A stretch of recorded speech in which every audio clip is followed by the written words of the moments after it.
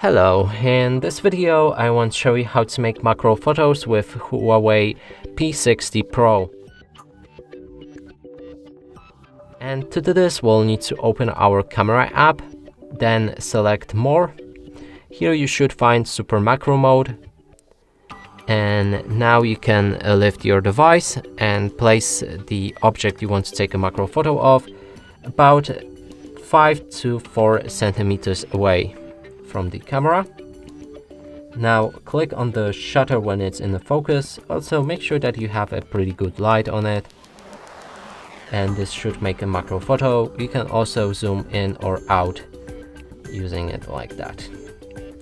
And that's it for this video. Hope you like it. Please consider subscribing to our channel, leave a like and a comment below.